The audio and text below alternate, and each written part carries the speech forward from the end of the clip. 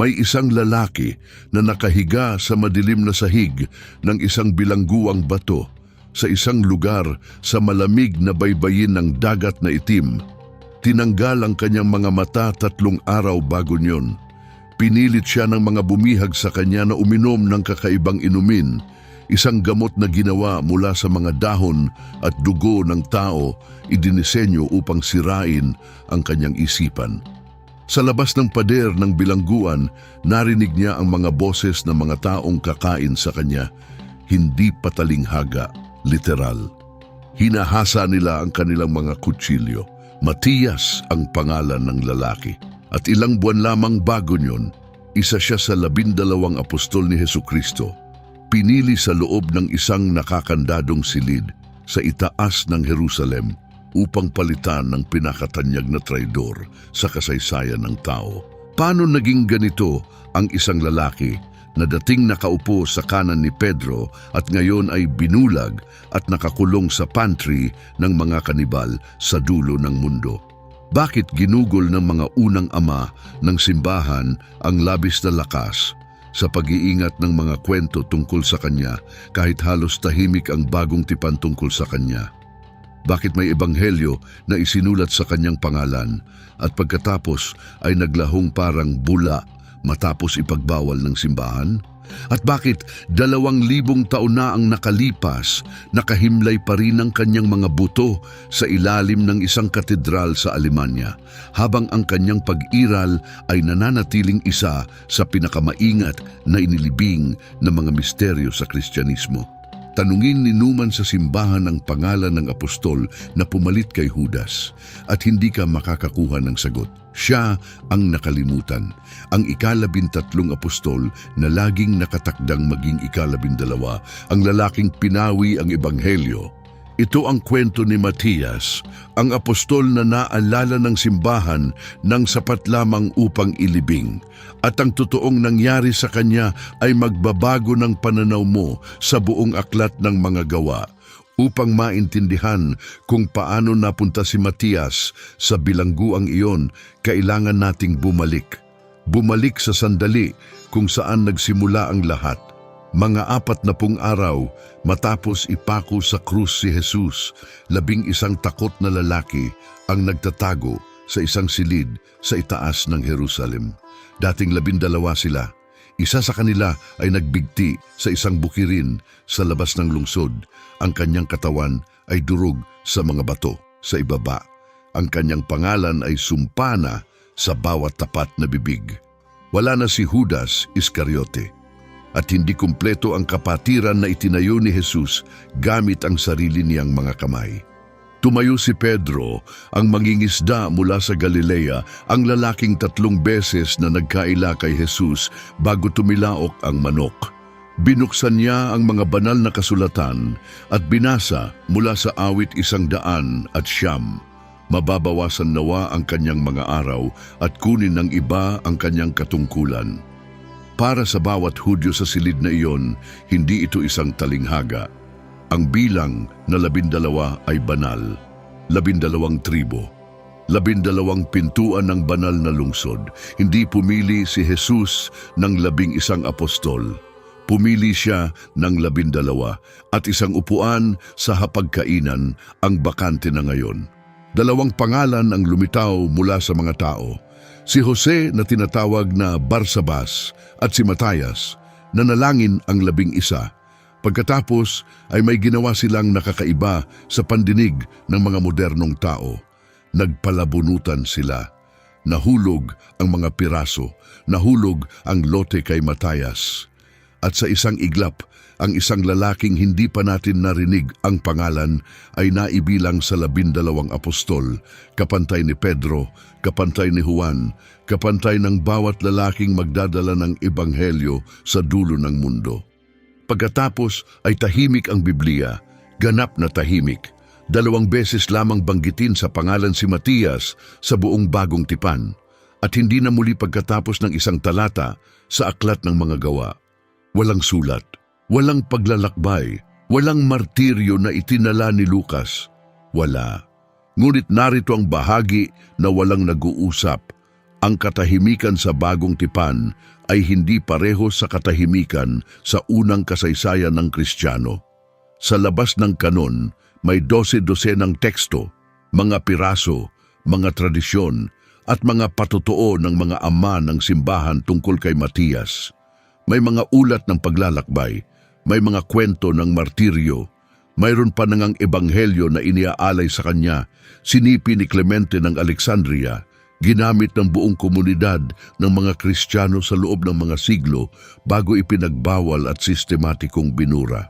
Bakit napakahusay siyang naalala ng simbahan sa labas ng Biblia, gayong halos kalimutan siya ng mismong Biblia? Ano ang alam niya na nagpaging mapanganib ng kanyang ebanghelyo upang sugpuin? At ano ang totoong nangyari sa bilangguang iyon sa baybayin ng dagat na itim? Upang masagot ang mga tanong na iyon, kailangan nating magsimula sa isang bagay na hindi ipinagmamalaki ng simbahan. Ang Ebanghelyo ni Matias ay isang totoong dokumento. Umiral ito. Binasa ito ng malakas sa mga unang pagtitipon ng mga Kristiyano.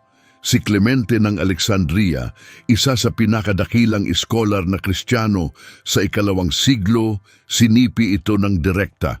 Si Origen, isa pang higante ng unang Kristiyanong kaisipan, alam niya ito at tinalakay. Si Eusebio ng Cesarea, ang dakilang historiador ng simbahan na sumulat sa unang bahagi ng 300, isinama ito sa mga pinagtatalunang aklat na tinanggap ng ilang komunidad bilang banal na kasulatan at tinanggihan ng iba. Pagdating ng ika-4 na siglo, tahimik na itong tinanggal sa sirkulasyon. Hindi sinunog, hindi tinawag na erehiya, hindi naging paksa ng mga madramang konseho. Dahan-dahan, maingat lamang pinawi. Tumigil ang paggawa ng mga kopya. Naglaho ang teksto sa makasaysayang talaan. Pagdating ng ika-5 siglo, talagang wala na ito. Ang nakaligtas ay mga piraso. Mga sipi mula sa mga galit na saksi o mga kakampi na ingatan ng aksidente sa mga gilid ng ibang aklat. At ang mga pirasong nakaligtas ay nagpapahiwatig ng isang bagay na kawili-wili. Ang ebanghelyo ni Matias ay hindi isang ebanghelyong salaysay tulad ng kay Marcos o Lucas. Hindi nito muling iniulat ang kwento ng buhay at kamatayan ni Jesus. Ito ay isang aklat ng karunungan, isang koleksyon ng mga turo, mga kasabihan na iniaalay kay Jesus at kay Matias mismo. Binigyang diin ng mga turo ang pagpipigil sa sarili, ang pagpapasensya, ang pagsupil sa laman, ang panloob na espiritual na buhay. Ang huling detalyeng iyon ay mas mahalaga kaysa sa pagdinig nito, sapagkat sa ika-2 at ika-3 siglo, ang proto-orthodox na simbahan ay nakikipaglaban sa isang kilusang tinatawag na Gnostisismo. Naniniwala ang mga Gnostiko sa lihim na kaalaman, mga nakatagong turo ni Jesus na ipinasa sa pamamagitan ng mga piling apostol, magagamit lamang sa mga espiritual na piniling tao. Maraming Gnostikong teksto ang nagbigay diin sa eksaktong ganitong panloob na disiplina at pagkasuklam sa katawan na tila itinaguyod ng Ebanghelyo ni Matias. Kaya ang Ebanghelyo ni Matias ay naging biktima. Iniugnay ito, makatarungan man o hindi, sa isang kilusang sinusubukang durugin ng simbahan. Ang mga turo nito ay halos kahawig ng maling kapitbahayan. Kaya isinantabi ito, pagkatapos ay nakalimutan, pagkatapos ay binura. Ngunit narito ang tanong na dapat magpatigil sa iyo.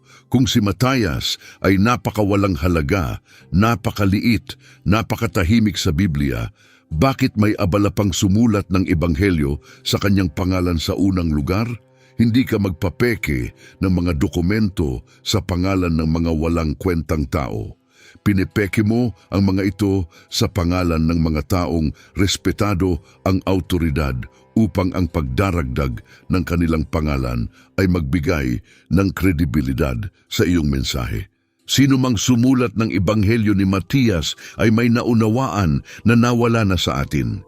Naunawaan nila na si Matias ay isang taong importante, Isang taong ang mga turo, totoo man o iniisip, ay may bigat.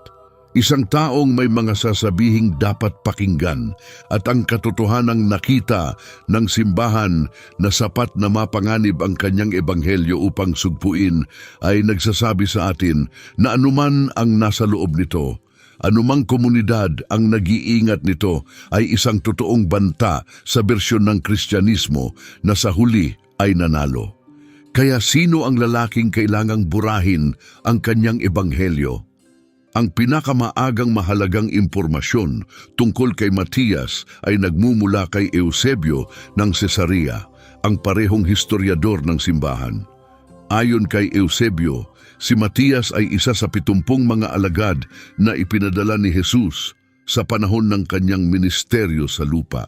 Ito ay isang mas malaking grupo ng mga tagasunod na binanggit sa Ebanghelyo ni Lucas, mga lalaking ipinadala ni Jesus nang dadalawa sa bawat bayan na bibisitahin niya.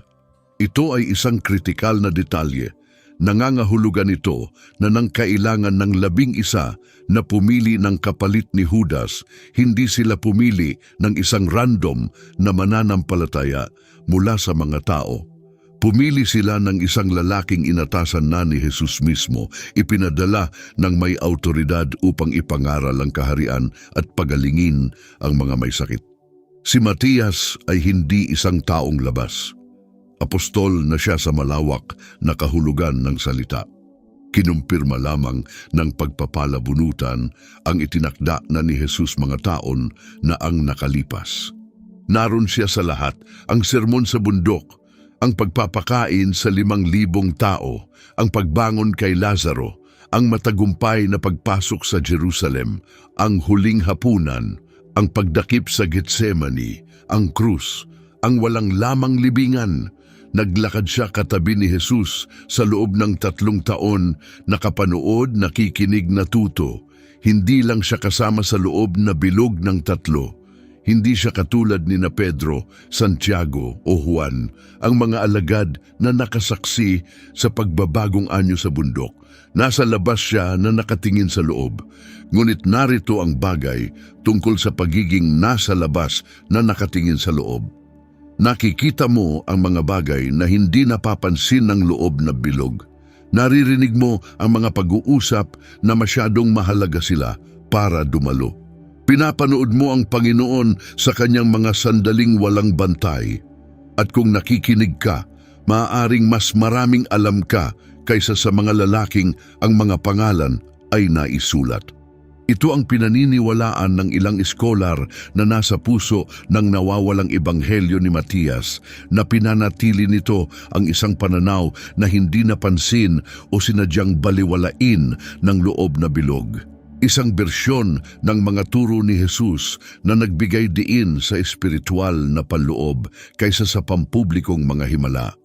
Isang bersyon na maaaring nagpailang kina Pedro at sa iba dahil iminumungkahi nito na ang pinakamalalim na bagay na sinabi ni Jesus ay hindi ang mga sikat na sermon, kundi ang mga tahimik na pag-uusap sa daan, ang mga sandali sa tabi ng siga, ang mga bagay na binubulong niya sa sarili sa mahahabang lakad sa mga bukirin ng trigo sa Galilea.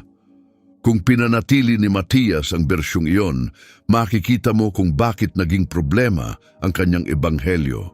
Mag-aalok ito ng kahaliling autoridad, ibang paraan ng pagiging Kristiyano. At sa isang batang simbahang desperadong sinusubukang gawing pamantayan ng sarili nito, ang mga kahaliling autoridad ay eksaktong hindi gusto ng sinuman. Ngunit ang pagsugpo sa kanyang ebanghelyo ay ang 2nd beses lamang na sinubukan ng simbahan na ilibing si Matias. Ang unang pagkakataon ay mas kakaiba. Narito ang isang bagay na hindi ipangangaral ng mga pari. Halos mula sa sandaling pinili si Matias, may mga Kristiyano na nagpipilit na hindi siya dapat napili. Inangkin nila na ang 11 ay kumilos ng masyadong maaga, na nagmadali sila na ang totoong 12 apostol ay hindi pa pinili ng Diyos. May iniisip silang kandidato, ang pangalan niya ay Saulo ng Tarso, na hindi magtatagal ay tatawagin ng Pablo. Ilang kabanata pagkatapos mapili si Matias, binulag si Pablo sa daan patungong Damasco.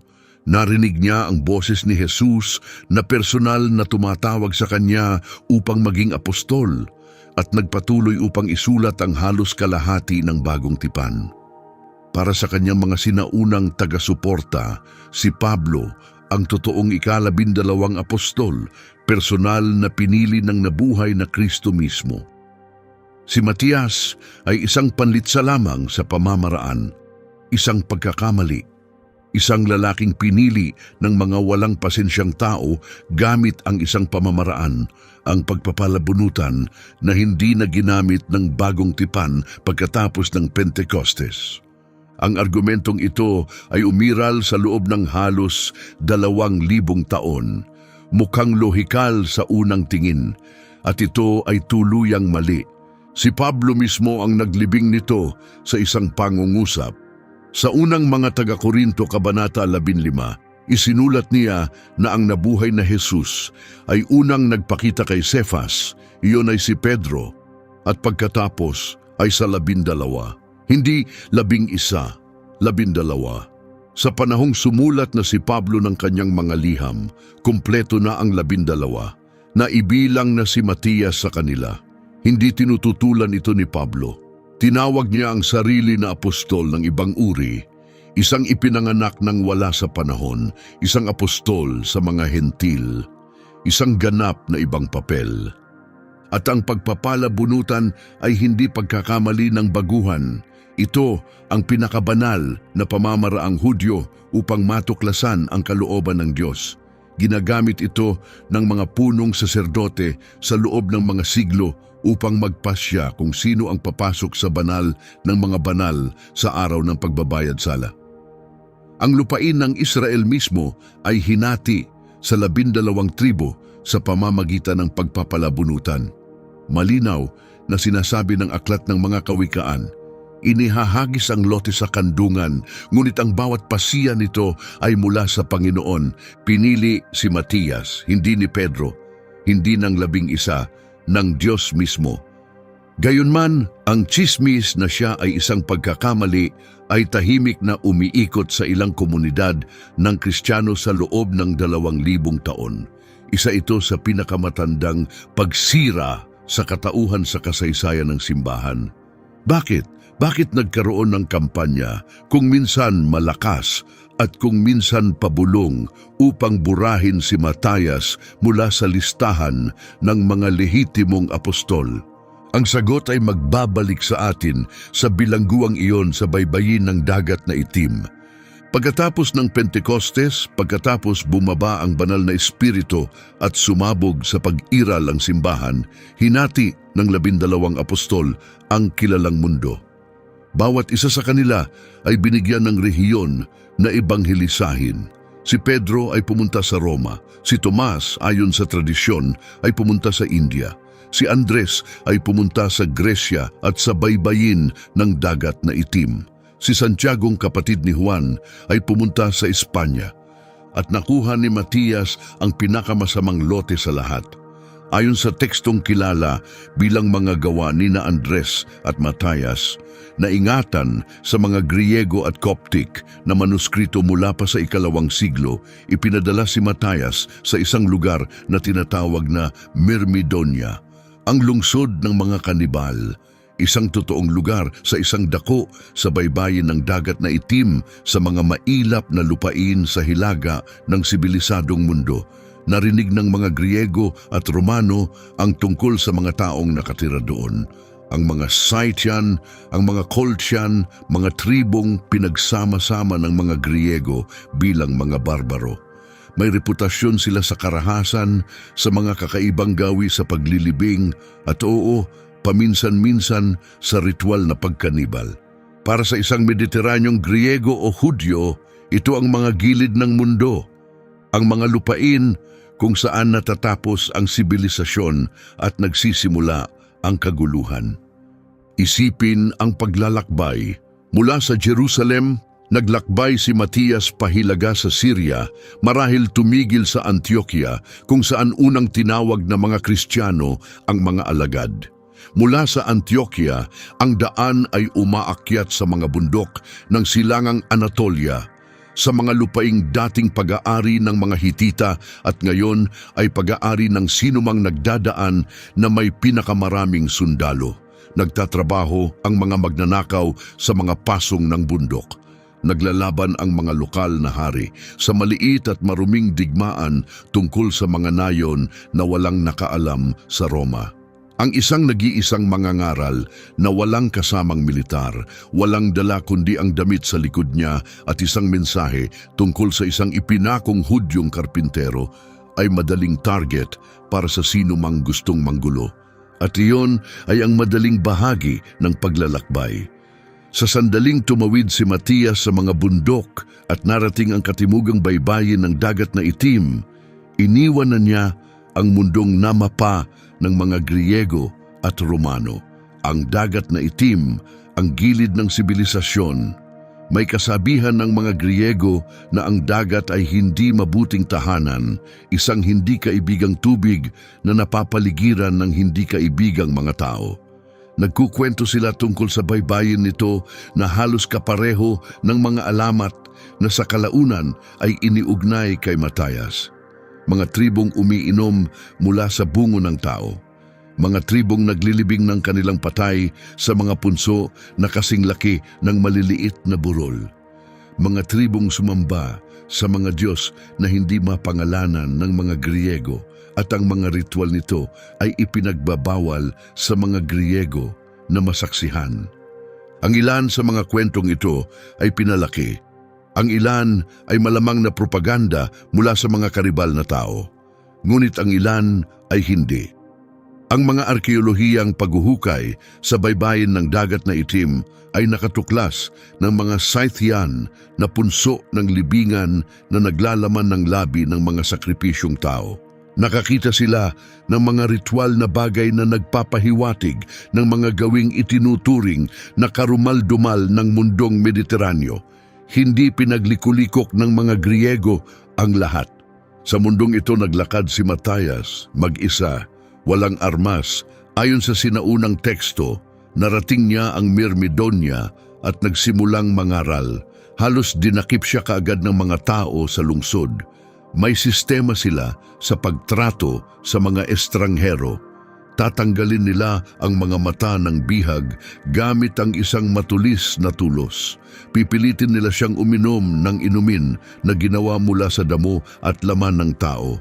Isang gamot na idinisenyo upang sirain ang kanyang isipan at gawin siyang isang maamong hayop. Pagkatapos ay ikukulong nila siya sa isang bilangguang bato, patatabain sa loob ng 30 araw at kakatayin para sa isang piging. Naging bihag nila si Matias, binulag nila siya sa unang araw, pinilit nila ang inumin sa kanyang lalamunan. Ngunit ang sinaunang teksto ay nagsasabi na isang kakaibang bagay ang nangyari.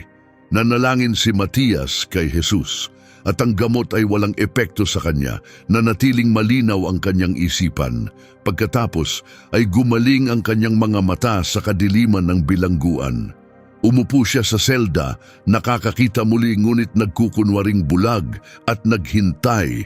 Sa paligid niya ibang mga bilanggo, ibang nahuli na manlalakbay ay nakaupo sa kanilang nakatutulig na kalagayan, dahan-dahang inihahanda para sa pagkakatay. Halos 30 araw na siya doon, papalapit na ang araw ng kanyang pagbitay. At pagkatapos, ayon sa alamat, dumating ang apostol na si Andres.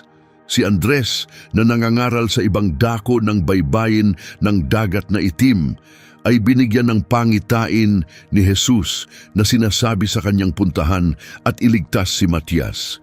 Narating niya ang Myrmidonia sa pamamagitan ng makahimalang paraan.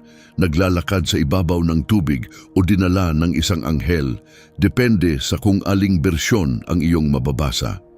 Natagpuan niya si Matias sa bilangguan. Magkasama hinarap ng 2 apostol ang mga kanibal. Sa pamamagitan ng kombinasyon ng pangangaral, mga himala at pakikialam ng Diyos na bago ang lungsod, nakumberti ang mga kanibal, pinalaya ang mga bihag, natapos ang madidilim na gawi at narito kung saan nagiging mas kakaiba ang kwento. Sapagkat kung tigilan mong basahin ang alamat ng literal at simulan mong basahin ito bilang isang mabigat na ginawang mito ng isang bagay na talagang nangyari, ang larawang lumilitaw ay kakilakilabot. Pinanatili ng unang simbahan ang kwentong ito sa isang dahilan. Hindi nila lamang ito ginawa. Naniwala sila na may totoong nangyari sa baybayin ng dagat na itim, isang bagay na napakapanganib at napakadayuhan, na para sa Mediterraneong isipan, ito ay parang lupain ng mga halimaw. Naglakad si Matias sa isang lugar na walang ibang pupunta. Tiniis niya ang hindi kayang tiisin ng iba. Lumabas siya na may komunidad, gaano man kaliit, na nagtatatak ng kanilang pagkakumberti pabalik sa kanya. At pagkatapos, sa halip na umuwi, sa halip na bumalik sa Jerusalem upang sumulat ng mga liham at magtayo ng reputasyon, ipinagpatuloy niya ang paglalakbay. Pagkatapos ng Myrmidonia, nag-iiba-iba ang mga tradisyon. Sinasabi ng iba na nangaral si Matayas sa Ethiopia. Sinasabi naman ng iba na pumunta siya sa Cappadocia sa modernong Turkya. Inilalagay siya ng iba pa sa rehiyon ng Colchis sa kung ano na ngayon ang bansang Georgia. Ang Georgian Orthodox na simbahan hanggang sa araw na ito ay inaangkin si Matayas bilang isa sa mga tagapagtatag ng kanilang sinaunang Kristiyanong tradisyon at itinuturo nila ang isang maliit na nayon malapit sa baybayin ng dagat na itim bilang lugar ng kanyang libingan. Paano siya namatay? Kahit sa tanong na ito, hindi magkasundo ang mga pinagkukunan. Ang pinakalaganap na tradisyon ay nagsasabing binato siya hanggang mamatay ng isang galit na pagano na pulutong at pagkatapos ay pinugutan ng ulo gamit ang isang palakol upang matiyak na natapos ang gawain. Ito ang dahilan kung bakit halos palaging ipinapakita si Matias sa Kristiyanong sining na may hawak na palakol sa labanan o isang halberd, ang sandata ng kanyang pagbitay. May ibang tradisyon na nagsasabing siya ay ipinako sa krus tulad ng marami sa ibang mga apostol. Sinasabi naman ng iba na siya ay namatay ng mapayapa sa katandaan sa kanyang higaan, na nabuhay ng mas matagal kaysa sa halos lahat ng ibang miyembro ng orihinal na 12. Ang hindi pagkakasundo ay hindi naman talagang problema. Ito ang aasahan mo mula sa isang figura na ang kasaysayan ay napanatili sa pamamagitan ng salita ng bibig sa loob ng mga henerasyon bago isulat ng sinuman. Magkakaiba ang naalala sa kanya ng mga magkakaibang komunidad dahil nakaharap nila siya sa magkakaibang yugto ng kanyang buhay. Ang pare-pareho sa lahat ng tradisyon ay ang larawan ng lalaking mismo. Hindi kailanman ipinapakita si Matias bilang mapagpasiklab o karismatiko. Hindi siya katulad ni Pedro na dumadagundong sa mga pulutong. Hindi siya katulad ni Pablo na nag-uutos ng mga liham na huhubog sa sibilisasyon ng kanluran. Siya ay isang taong mas tahimik at mas matatag. Siya ang lalaking lumilitaw kapag walang ibang gustong pumunta. Siya ang lalaking naglalakad sa madidilim na lugar. Siya ang lalaking tumatapos ng gawain nang hindi inaasahang maaalala ang kanyang pangalan. May isang kakaibang karangalan diyan.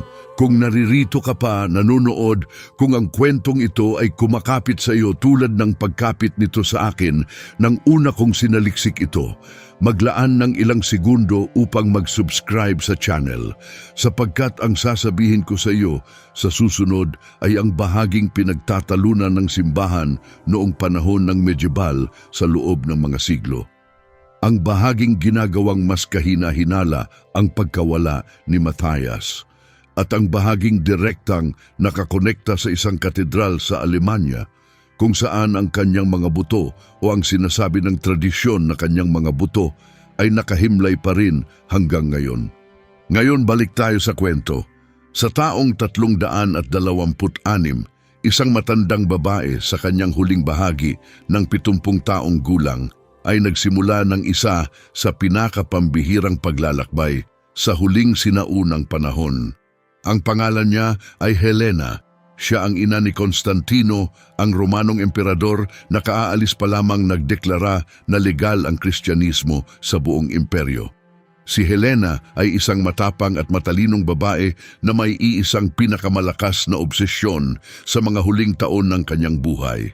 Determinado siyang hanapin at mabawi ang mga relikya ng mga apostol, ang mga buto, ang mga bagay, ang pisikal na mga bakas ng mga lalaking lumakad kasama ni Jesus. Gusto niyang ibalik ang mga ito sa Kristiyanong mundo at ilagay sa ilalim ng proteksyon ng imperyo na pinamumunuan na ngayon ng kanyang anak. Naglakbay si Helena sa Jerusalem. Naglakbay siya sa Bethlehem. Itinuturing na natuklasan niya ang tunay na krus, ang aktwal na kahoy ng krus ni Kristo sa ilalim ng isang templo ni Venus na itinayo ng mga Romano sa lugar ng Kalbaryo. At pagkatapos, ayon sa isang tradisyon, naglakbay siya sa isang maliit na nayon sa bundok, sa isang dako sa mga lupain ng dagat na itim, at nakuha niya ang mga buto ni Mathias. Ibinalik niya ang mga ito sa kabila ng imperyo papunta sa Trier, sa kung ano na ngayon ang kanlurang Alemanya. Ang Trier ay sa panahong iyon ay isa sa mga imperial na kabisera, isang lungsod na nakikipagsabayan sa mismong Roma. Doon ay ipinagawa niyang ilagay ang mga buto ni Matias sa isang simbahan na sa kalaunan ay magiging abadya ni San Matias. Ang lugar ay naroon pa rin hanggang ngayon. Bumibisita pa rin ang mga peregrino. Ang mga buto o ang sinasabi ng tradisyon na mga buto ay iginagalang pa rin. Ito lamang ang libingan ng isang apostol sa hilaga ng Alps. Ito lamang. Bawat ibang apostol ay inilibing o pinaniniwala ang inilibing sa Mediteranyong mundo o sa Masilangan. Si Pedro sa Roma, si Andres sa Patras, si Tomas sa Katimugang India, si Santiago sa Espanya, ngunit si Matias, nag-iisa sa 12, ay napunta sa Alemanya at narito ang walang nagtatanong, bakit? Bakit siya? Bakit siya ang tanging apostol na ang mga buto ay dinala ng napakalayo mula sa mga lupaing nilakaran niya? Bakit pinili ni Helena na maaaring magdala ng mga relikya ng kahit anong apostol na ibalik ang sa kanya? Ang sagot na iminumungkahi ng ilang iskolar ay hindi komportable. Naniniwala sila na pagdating ng ika-4 na siglo, si Matias ang apostol na ang alaala ay pinakaaktibong nasa panganib. Ang komunidad na nag-iingat ng kanyang mga turo, ang mga taong ipinasa ang kanyang ebanghelyo ay sinasama sa ibang tradisyon o kumukupas ng lubos. Ang kanyang mga relikya, ang kanyang mga pisikal na buto, ang huling angkla sa isang lalaking ang nakasulat na talaan ay binubura sa pamamagitan ng pagdadala sa mga ito sa pinakaligtas na lugar sa imperyo, sa paglalagay sa mga ito sa ilalim ng proteksyon ng imperial na kabisera. Pinanatili ni Helena ang hindi na maipreserba sa anumang ibang paraan. Totoo man iyon o hindi, ang resulta ay pareho. Naging tanging pangunahing lugar ng peregrinasyon ang Trier para kay Mathias sa kanlurang mundo. Sa buong Edad Medya, naglakad ang mga magsasaka at mga maharlika ng daan-daang milya upang manalangin sa kanyang libingan. Pumunta sila dahil naniniwala sila na ang apostol na nakalimutan ng mga banal na kasulatan ay hindi nakalimutan ng Diyos. At marahil iyon ang mas malalim na kahulugan ng buong kwento. Ang Kristyanismo ay laging nagdiriwang sa mga maingay nitong bayani. Ang mga Pedro, ang mga Pablo, ang mga Agustin, ang mga lalaking ang mga salita ay pumuno sa mga aklatan at ang mga pagtatalo ay humubog sa daloy ng sibilisasyon. Ngunit laging may pangalawang tradisyon na umaagos sa ilalim ng maingay na tradisyon, isang tradisyon ng nakatagong katapatan, gawaing ginawa ng walang palakpakan, mga banal na hindi naabot ang ulo ng balita. Si Matias ay kabilang sa tradisyong iyon, Siya ang patron sa isang paraan ng bawat mananampalatayang naglilingkod ng walang pagkilala. Ang magulang na nagtuturo ng pananampalataya nang hindi tumatayo sa pulpito. Ang misyonerong nagpapagal sa loob ng mga dekada sa isang bansang ang wika ay hindi niya kailanman ganap na mababatid. Ang Kristiyanong lumilitaw tuwing umaga ng Martes, taon-taon nang hindi inaasahang sasambitin ang kanyang pangalan. Ang kaibahan kay Judas ay hindi maaaring maging mas matalas. May lahat ng kalamangan si Judas, personal na pinili ni Jesus para sa loob na bilog. May hawak na lukbutan ng pera, nakaupo sa huling hapunan, isinasawsaw ang tinapay sa parehong mangkok ng kanyang guro. May pag-a-access siya, katayuan, lapit sa mismong anak ng Diyos, at ipinagpalit niya ang lahat para sa 30 pirasong pilak at isang halik sa hardin. Walang isa man sa mga kalamangang iyon si Matias. Nasa labas siya na nakatingin sa loob ng 3 taon, nakapanood mula sa gilid ng mga tao, hindi kailanman inanyayahan sa mga sandaling sa kalaunan ay isusulat. Gayunman, nang dumating ang pagpili, natagpuan siyang tapat, at si Judas, kasama ang lahat ng kanyang pribilehiyo, ay natagpo ang kulang. Nagiging huli ang una, nagiging una ang huli, pinapalitan ang sikat na traidor ng hindi kilalang alagad. Bigyang pansin ang susunod na detalyeng ito dahil ipinapaliwanag nito ang lahat. Ayon sa isa sa mga pinakamatandang ulat ng kanyang kamatayan, nang sa wakas ay pinatay si Matias dahil sa kanyang pananampalataya, ang kanyang mga huling salita ay isang panalangin, hindi para sa kanyang sarili, kundi para sa kanyang mga berdugo. Hiniling niya sa Diyos na patawarin sila. Hiniling niya sa Diyos na hayaang magtanim ang kanyang kamatayan ng isang binhi sa lupa ng kanilang mga puso. At pagkatapos ay wala na siya. Kung saan namatay si Judas sa pagkawalang pag-asa, nagbibigti sa puno, namatay si Matias sa pananampalataya, na may panalangin ng pagpapatawad sa kanyang labi. Ang traidor at ang kapalit ay hindi maaaring maging mas magkaiba, at ang kaibahan ay hindi kailaman nasa kanilang mga kakayahan o kanilang katanyagan. Nasa tahimik na kalidad ng kanilang katapatan sa paglipas ng panahon. Hindi binura ng unang simbahan si Matias dahil hindi siya mahalaga. Binura nila siya dahil hindi siya kumbenyente. Kumakatawan siya sa isang landas na hindi makontrol ng institusyon. Isang Kristyanismong masyadong tahimik, masyadong panloob, masyadong mapanganib sa epekto nito na ang pinakamalalim na bahagi ng turo ni Jesus ay hindi ang pampublikong mga himala, kundi ang mga pribado. Kaya hinayaan nilang lumitaw ang kanyang pangalan ng isang beses sa mga Gawa Kabanata 1, talata 26, na ibilang siya sa 11 apostol. At pagkatapos ay hinayaan nilang kumupas siya. Ngunit naalala siya ng mga tao, ang mga Kristiyanong Georgian at ang mga Kristiyanong Coptic, ang mga peregrinong Aleman sa Trier, ang mga sumulat ng nawawalang ebanghelyo, ang mga pintor ng ikono.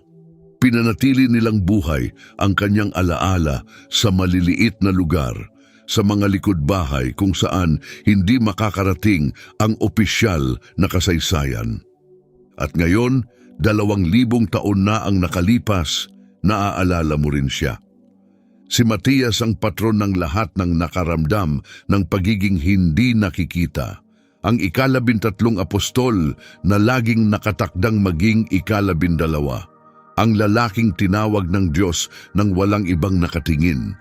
Kung may sinasabi sa atin ang kanyang kwento, ito iyon, napapansin ng Diyos, naaalala ng Diyos, pumipili ang Diyos, maging ang mga tahimik, marahil lalo na ikaw. Ngunit may isa pang bagay, at ito ang bahagi na halos walang nag-uusap kahit sa mundo ng pag-aaral ng Biblia, dahil pinapalubhan ito ang lahat ng sinabi ko sa iyo. Noong Disyembre ng 1945,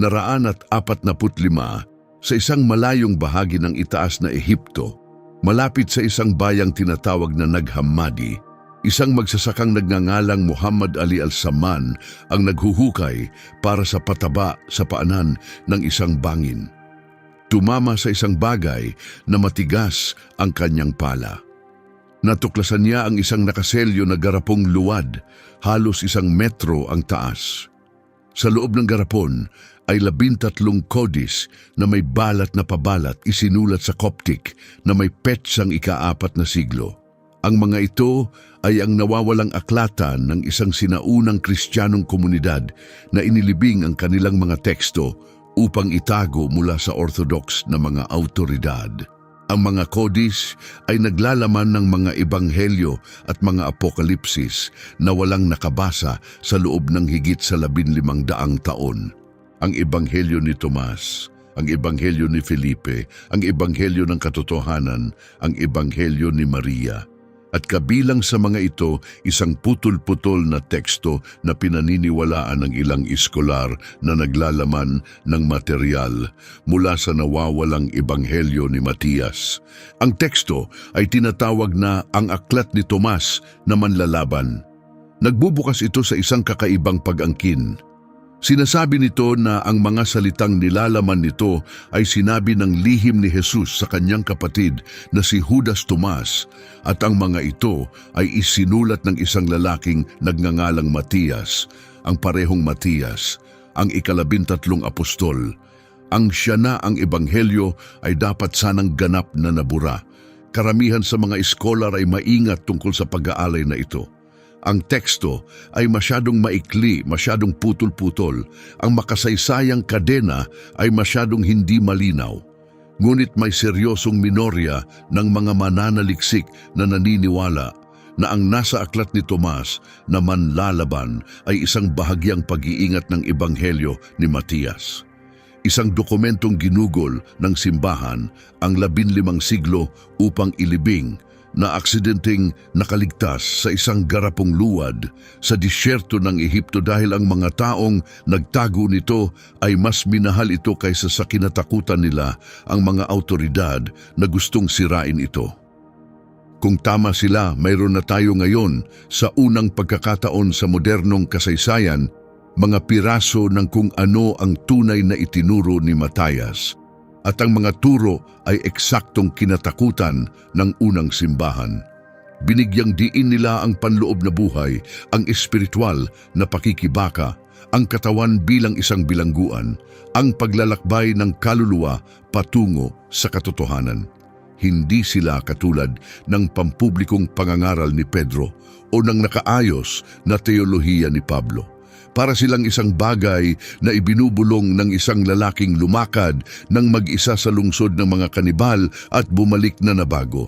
May isa pang bagay rin, ang Georgian Orthodox na simbahan ay nag-iingat ng isang tradisyon na ang mga buto sa Trier ay hindi totoong mga buto ni Matias.